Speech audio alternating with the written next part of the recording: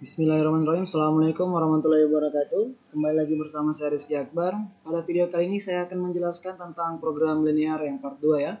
Jadi part 2 ini adalah lanjutan dari part pertama yang kemarin tentang sistem pertidaksamaan linear dan cara menentukan DHP. Nah, pada part 2 ini saya akan menjelaskan kepada kalian seperti apa itu program linear, apa definisi program linear, seperti apa manfaatnya, dan seperti apa itu model matematika yang nantinya kita akan gunakan untuk menyelesaikan program linear. Ya, untuk lebih jelasnya langsung saja ya, program linear atau biasa kita singkat dengan prolin ya. Jadi kalau kalian dengar kata prolin itu artinya program linear dan model matematika. Nah, pertama-tama saya akan menjelaskan tentang program linear.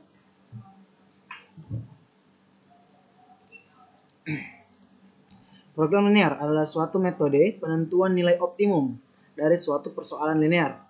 Nah, apa itu nilai optimum? Nilai optimum adalah nilai maksimum atau minimum yang diperoleh dari nilai dalam suatu himpunan penyelesaian persoalan linear. Ya. Secara umum, prolin terdiri dari dua bagian, yaitu fungsi kendala dan fungsi objektif.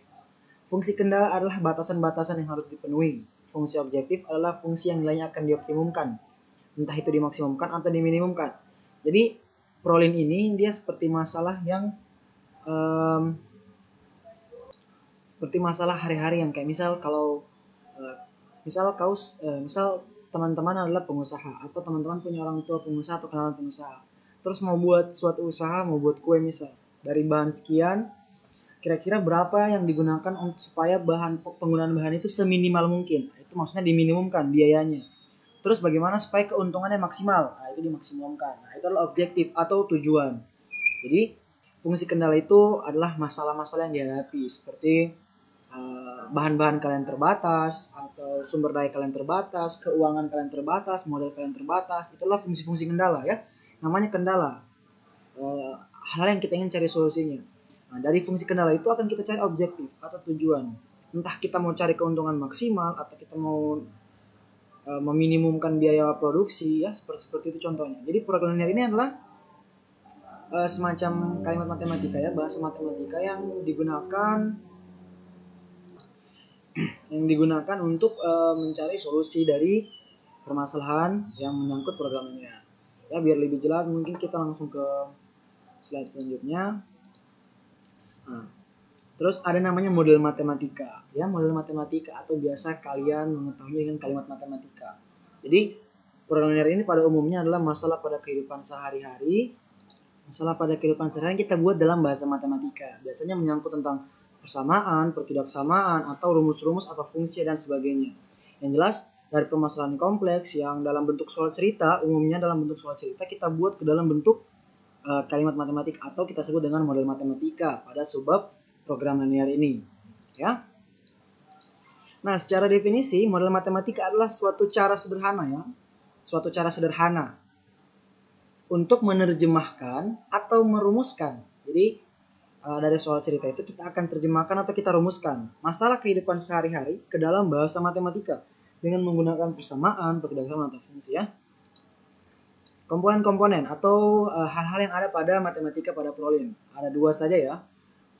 Ada fungsi kendala pertama ya, yang biasanya berupa sistem pertidaksamaan linear. Itu permasalahan yang ingin kita atasi yang membuat kita terhambat dalam produksi kah atau dalam berkarya, itu disebut dengan fungsi kendala. Sementara fungsi tujuan atau fungsi objektif itu biasanya dalam bentuk Z sama dengan F untuk X, Y dalam AX tambah BY. Nah, itu adalah fungsi yang ingin kita tuju. Kita biasanya itu adalah bentuk pertanyaannya. Jadi kalau kalian ada soal cerita terus bertanya, itu biasanya fungsi tujuan. Terus permasalahan yang ada dalam soal itu adalah fungsi kendala. Untuk materi program linear atau prolin. Nah, langkah-langkah membuat model matematika pada prolin. Jadi teman-teman pertama-tama harus memahami permasalahan dengan cermat. Ya, pahami betul-betul apa yang diketahui, apa yang ditanya, apa kondisi yang terjadi, seperti apa permasalahannya. Kemudian baru buat pemisalan. Ya tentu saja awal-awal mungkin akan kesusahan, tapi semakin sering berlatih saya yakin teman-teman bisa dengan mudah membuat model matematika. Kemudian buatlah pertidaksamaan berdasarkan kendala yang ada. Ya, jadi pahami.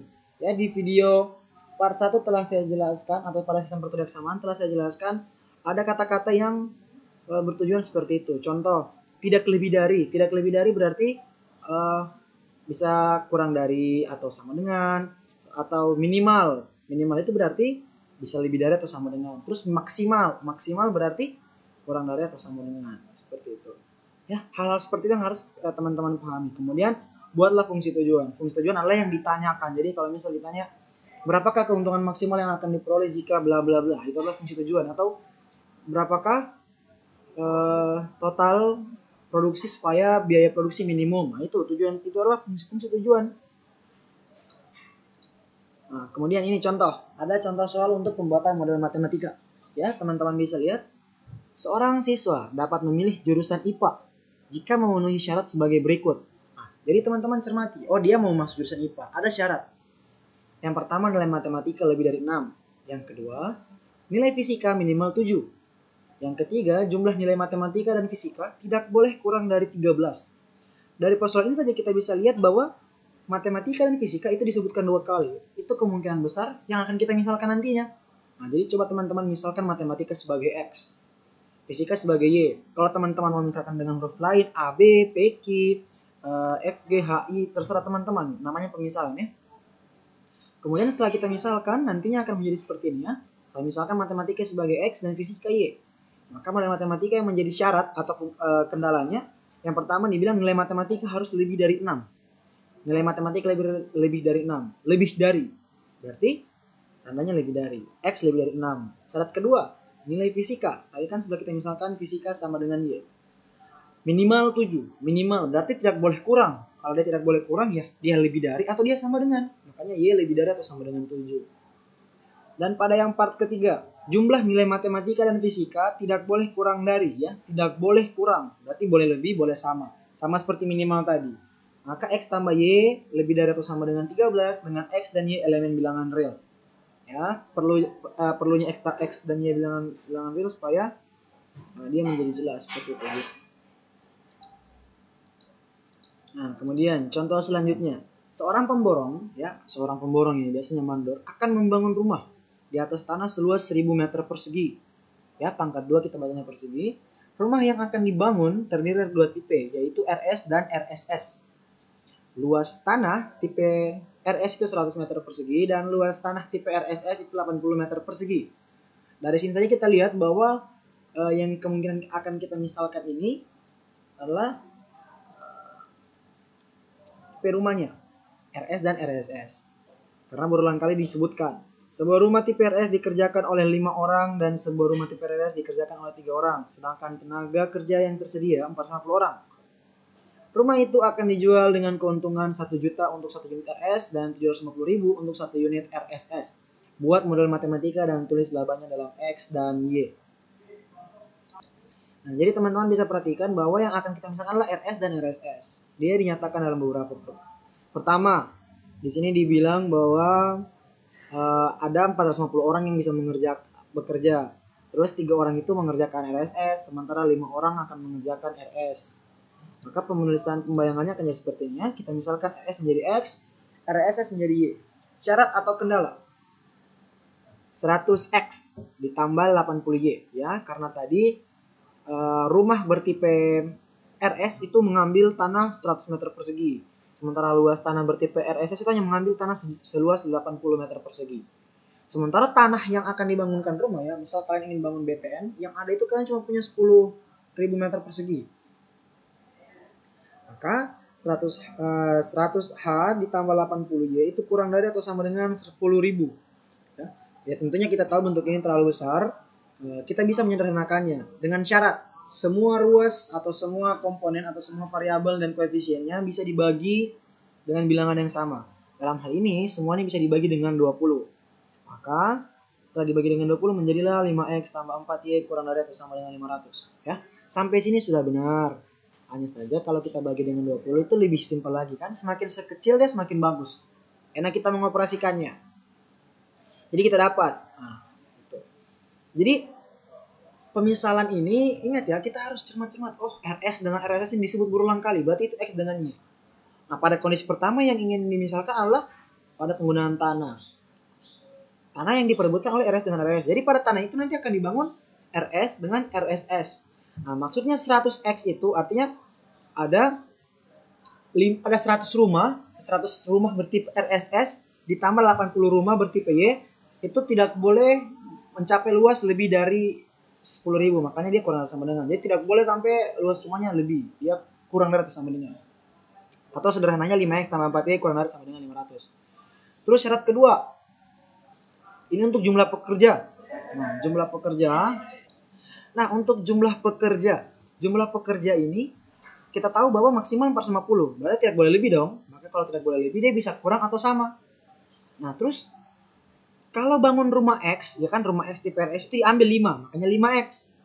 Kalau mau buat rumah tipe RSS yang tipe Y itu diambil 3, makanya 5X tambah 3Y tidak boleh lebih. Atau kita tuliskan dengan bentuk kurang dari atau sama dengan 450. Jadi tadi yang pertama itu syarat untuk tanah, syarat kedua untuk rumah. Terus kita tambahkan lagi sebuah syarat. X itu harus lebih dari atau sama dengan 0. Kenapa? Karena tidak ada jumlah rumah yang bernilai negatif. Hanya lebih dari atau sama dengan. Boleh 0, tapi tidak mungkin negatif. Begitu pula dengan Y. Nah, yang ditanya, buatlah model matematika dan tulislah labanya dalam X dan Y. Kan tadi dibilang, kalau mau bangun rumah, dia mau setiap kali penjualan, kalau dia jual rumah tipe RS, dia dapat 1 juta. Makanya 1 juta kali X. Ditambah 750 dikali Y. Nah, ini bentuk seperti ini tuh biasanya yang menjadi fungsi tujuan. Jadi dia tidak ada tanda kurang atau sama dengan. Sementara fungsi kendala itu pasti punya tanda pertidaksamaan. Ya, saya rasa teman-teman bisa paham. Kalau kurang paham silakan diulang lagi videonya. Dan kalau masih belum paham juga silakan tinggalkan komentar di kolom komentar ya, akan saya tanggapi. Nah, penerapan prolin dalam pemecahan masalah. Sekarang kita menggunakan bagaimana sih penggunaan prolin dalam pemecahan masalah? Bagaimana kita mencari solusi? Bagaimana sih kita kalau dikasihkan soal bisa mengerjakan? Jadi kayak gini. Nah, misalnya ini ada soal kan, seorang pedagang sepatu ya, seperti saya bilang tadi, biasanya prolin ini pada bidang-bidang usaha. Kita ingin meminimalisir biaya produksi atau kita ingin memaksimalkan keuntungan. Jadi tidak mungkin kita ingin memaksimalkan biaya produksi atau meminimalkan keuntungan. Pasti kita ingin meminimalkan biaya produksi dan memaksimalkan keuntungan. Nah, jadi kita tinggal baca. Ingat ya, langkah-langkah pertamanya cermati. Cermati apa yang ada di soal, kemudian kita misalkan, setelah kita misalkan membuat fungsi kendala. Nah, sekarang seorang pedagang sepatu merencanakan akan membeli tidak lebih dari 100 pasang sepatu wanita dan pria. Jadi dia tidak akan lebih 100, dia tidak akan membeli 100, tidak akan lebih dari 100 pasang. Berarti bisa jadi 100, bisa jadi kurang 99k, 50k, atau bahkan mungkin 0. Sementara harga beli sepasang sepatu pria itu 20.000 dan harga beli sepasang sepatu wanita 30.000. Modal yang tersedia adalah 2.400.000.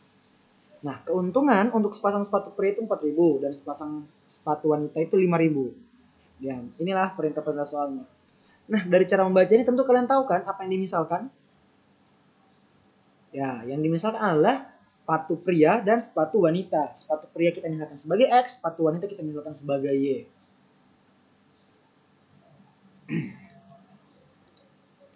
Jadilah seperti ini. Sepatu pria saya misalkan sebagai X, sepatu wanita sebagai Y.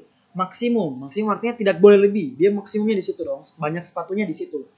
Model matematika. Ada banyak yang dibeli, ada harga dibeli, dan fungsi objektif. Nah, tadi dibilang dia tidak akan membeli lebih dari 100 sepatu. Berarti maksimum ada 100 sepatu dong yang dibeli. Nah, sepatu pria kita misalkan sebagai X dan sepatu wanita Y. Berarti sepatu pria ditambah sepatu wanita itu tidak akan lebih dari 100. Berarti kurang dari atau sama dengan. Seperti ini model matematikanya. Harga beli. Dibilang harga beli sepatu pria itu 20.000. Harga beli sepatu wanita 30.000. Berarti X 20.000 X, sepatu wanita 30.000 Y. Maksimumnya dia hanya punya modal 2.400.000. Berarti 20.000 X tambah 30.000 Y ini ya tidak akan lebih dari ini. Maka dia tanahnya kurang dari sama. Terus fungsi objektif yang ditanya adalah keuntungan untuk sepatu pria itu 4.000 X dong. Ditambah 50.000 Y. Berapa kira-kira? Seperti itu. Ya.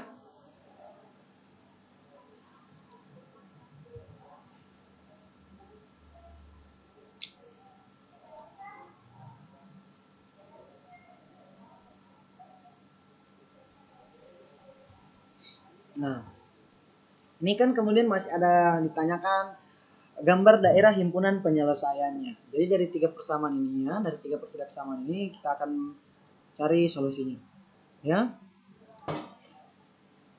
Nah, sekarang kita akan mengerjakannya. Pertama-tama saya akan menuliskan kembali apa saja fungsi kendalanya. Ya. Fungsi kendala. Ya, yang pertama tadi ada X tambah Y kurang dari sama dengan 100. Ya, fungsi kendala kedua ada 20.000 X tambah 30.000 Y kurang dari atau sama dengan 2.400.000 ya. Ini kan semua bisa dibagi dengan 10.000 ini. Ya, saya bagi 4, bagi 4. Teruslah nanti X tambah Y kurang dari sama dengan 240. 2X. Ya, kan nolnya dicoret. Saya menghabiskan. Terus fungsi ketiga yang pasti X itu lebih dari sama dengan 0 karena tidak mungkin jumlah sepatu negatif dan Y lebih dari sama dengan 0. Sementara fungsi objektif atau tujuan adalah 4.000 X ditambah 5.000 Y. Nah, ini berapa? Sekarang kita lanjut ke pengerjaannya. Ya. Kita fokus ke ini dulu, ya. X tambah Y. Ya, ingat langkah pertama di video part 1, kalau kita ingin mencari tahu DHP dari ini, pertama-tama kita akan kita misalkan tanda persamaan menjadi sama dengan. Jadi X tambah Y sama dengan 100. Terus kita cari tipot. Ya, tipot sumbu X. Berarti Y 0. Ya kan? Kalau Y-nya 0 berarti X-nya 100. Berarti ini 100,0. Terus cari lagi tipot sumbu Y. Berarti kalau titik potong di sumbu Y, X-nya 0, Y-nya 100. Berarti ini 0,100. Terus kita fokus ke yang dua ini. Ya. 2X tambah 3Y sama dengan 240. Kita cari kalau tipot sumbu X-nya di mana? Tipot sumbu X berarti Y-nya 0. Kalau Y-nya 0, berarti 2X sama dengan 240. Ya kan? 2X sama dengan 240. X sama dengan 240 bagi 2. 120. Berarti titiknya di 120,0.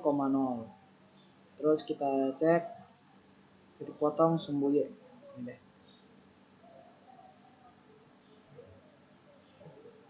Tipot sumbu Y.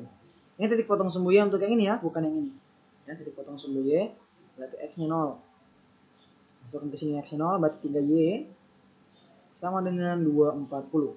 Kalau 3Y sama dengan 240, Y sama dengan 240 bagi 3, 80. Makanya titiknya 0,80. Kita sudah punya titik ini ya, dapat dua ini lagi. Tinggal kita masukkan ke koordinat Kartesius. Ya, anggap seperti inilah ya. Titik pertama 100,100 ya, sekitaran sinilah. Ini 100. Sini 100. Tarik garis lurus. Nah, ya, ini persamaan untuk yang ini. Oke. Yang ini maksud saya. Maaf.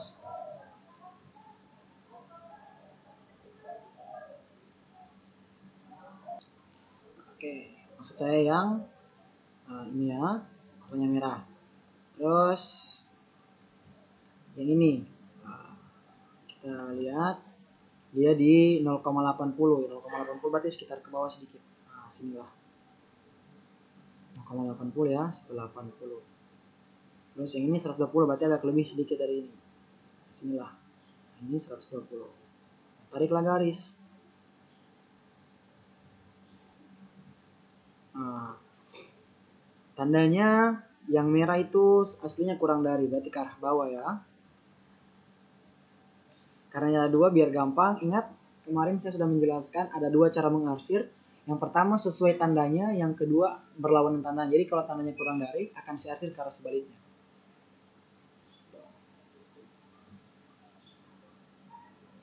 Yang merah dulu ya. Yang ini. Ini kan kurang dari 100, jadi akan saya arsir ke atas. Terus yang ini, yang warna birunya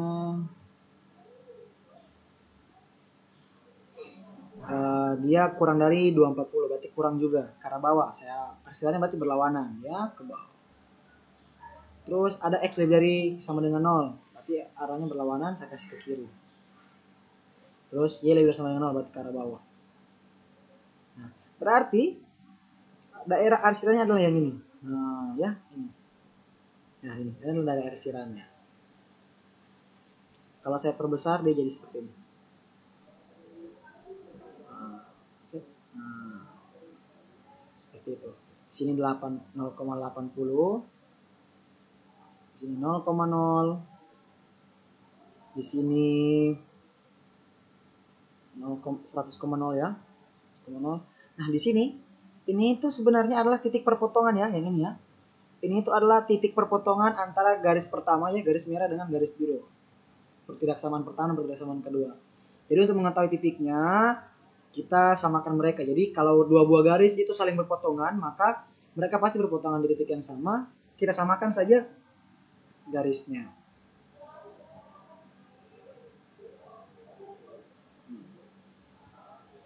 Jika dilanjutkan, mereka akan menjadi 2x tambah 3y sama dengan 240. Persamaan kedua itu x tambah y sama dengan 100. Nah, ini tuh pada dasarnya adalah sistem persamaan linear dua variabel. Jadi kita akan mencari nilai x dengan y-nya. Ya, kita akan menggunakan metode eliminasi saja ya, biar gampang. Nah, di bawah ini masih 1 ya. Pada metode eliminasi kalian sudah pelajari di kelas 10. Kalau untuk menyelesaikan soal ini, kita akan mengeliminasi menyamakan koefisiennya. Nah, ini saya akan mengalihkan yang di atas saya kalikan 1 tetap. Yang di bawah saya kalikan 2 menjadi 2x ditambah 3y sama dengan 240 karena dia tetap. Yang di bawah menjadi dikalikan 2 semua. 2x tambah 2y sama dengan 200. Nah, ini kan x-nya sudah sama. Maka untuk mengeliminasi mereka saya kurangi. X-nya habis. 3y kurang 2y itu y sama dengan 240 kurang 200 itu adalah 40. Maka y-nya adalah 40. Ya, untuk yang ini y-nya adalah 40. Nah, terus x-nya berapa? Mencari x-nya saya substitusi ke sini saja. Saya gunakan persamaan ini. Kalau x tambah y sama dengan 100 plus y-nya 40, maka x tambah 40 sama dengan 100 berarti x-nya 60. Maka di sini adalah 60,40. Nah, kita sudah punya 4 titik. Jadi di dalam sini kan ada banyak titik. Kita coba semua masukkan ke persamaan ini, ke fungsi tujuan. Coba semua masukkan satu-satu. Nah, dengan cara itu pasti akan lama ya karena semua titik kalian coba. Tapi dari cara itu nanti pada ujung-ujungnya, pada akhirnya kalian akan memfokuskan pada titik ini. 1, 2, 3, 4. Jadi pada 4 titik ini. Maka untuk mengetahui fungsi objektif, masukkan saja semua titik ini ke persamaan ini. Sama untuk titik ya 0,0 dulu. Kita masukkan kalau dia 0,0. 0,0. Berarti 4000 kali 0, 0 tambah 5000 kali 0, dia 0 rupiah. Tidak ada untung. Terus kalau titiknya, kita coba lagi yang selanjutnya. Titik 0,80. 0,80. Masukkan 4000 kali 0, itu tetap 0. 5000 dikali 80. 5000 kali 80 itu 5 kali 8 sama dengan 400.000. Nah, terus kita coba lagi titik yang ini, 60,40. 60,40. Itu sama saja dengan 5000. 4000 dulu dikali 60 ditambah 5000 dikali 40. 4000 dikali 60 adalah 240.000. 5.000 dikali 40 adalah 200.000. Kalau di total 200.000 tambah 240.000 itu adalah 440.000. Terus kita coba lagi yang kalau dia 100,0. 100,0 saya coba di sini saja ya. Masih pakai fungsi objektif yang sama. Berarti kan Y-nya 0, maka dia 0, tinggal di ini. 4.000 dikali 100. Maka dia adalah 400.000.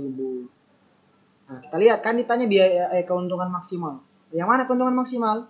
Keuntungan maksimal didapat di sini di 440.000. 440.000. Jadi keuntungan maksimal adalah 440.000. Supaya dapat keuntungan maksimal, berapa sepatu laki-laki yang harus dijual? Sepatu laki-laki yang harus dijual adalah 60.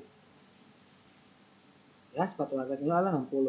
Sepatu perempuan adalah 40. Kenapa bisa ketahuan? Karena kan tadi kita misalkan sepatu laki-laki sebagai X, sementara sepatu perempuan sebagai Y. Sementara X-nya adalah 60, Y-nya adalah 40. Jadi seperti itu, ya.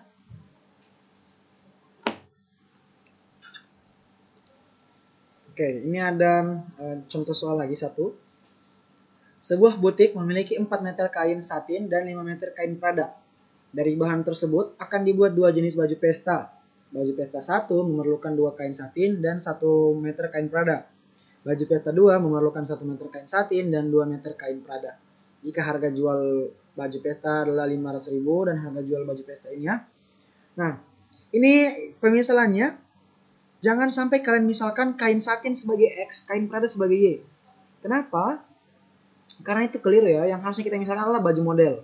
Banyak model 1 dan banyak model 2. Jadi model 1 sebagai X. Karena yang lebih sering disebut sini adalah model 1 dan model 2. Oke. Nah, kita bisa lihat. Nah, jadi kain satin. Kain satin ini kan diketahui dia maksimalnya 4 meter. Sementara jadi kalau dia diketahui maksimal, tidak mungkin itu yang dimisalkan. Karena dia akan menjadi fungsi kendala. Seperti itu ya.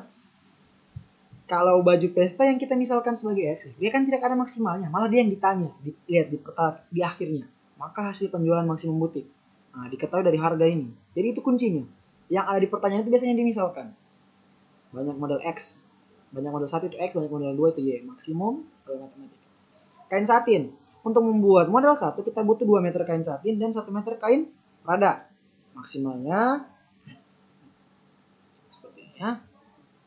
Karena model 2 ini kain satin semua. Jadi kain satin itu kalau buat model 1 2 meter, buat model 2 1 meter. Sementara kain satin cuma ada 4 meter, jadi maksimalnya 4. Maka 2X tambah Y kurang dari sama dengan 4. Terus kain prada. Kain prada kalau mau kita buat model 1 itu butuh 1 meter, kalau mau buat kain 2 itu 2 meter. Sementara kain prada maksimalnya ada 5, jadi seperti ini. Nah, keuntungan kalau buat model 1 dapat 500.000, kalau buat model 2 dapat 400.000. Jadi seperti ini. Ya, untuk menguji pemahaman kalian, silakan dari fungsi kendala ini silakan kalian cari hasil penjualan maksimumnya. Ya, menggunakan cara yang tadi seperti itu ya. Jadi kalian cari dulu titik-titiknya, tentukan DHP. Cara menentukan DHP teman-teman pasti sudah paham, sudah dijelaskan di video part pertama. Kalau masih bingung silakan tonton kembali. Ya, saya rasa cukup sekian. Semoga teman-teman memahami tentang penerapan model matematika dan program linear untuk menyelesaikan masalah. Jadi kunci utamanya lah yang penting kita bisa membuat soal itu permasalahan program linear menjadi model matematika. Saya yakin teman-teman bisa menyelesaikannya karena kan teman-teman sudah mahir menggunakan menentukan DHP dari sistem pertidaksamaan linear dua variabel. Saya rasa cukup sekian, lebih dan kurang saya mohon maaf. Dengan mengucapkan alhamdulillahirabbil alamin. Jangan lupa tinggalkan komentar untuk apabila ada yang kurang dipahami, tinggalkan like dan share ke teman-teman yang lain agar bermanfaat. Wassalamualaikum warahmatullahi wabarakatuh.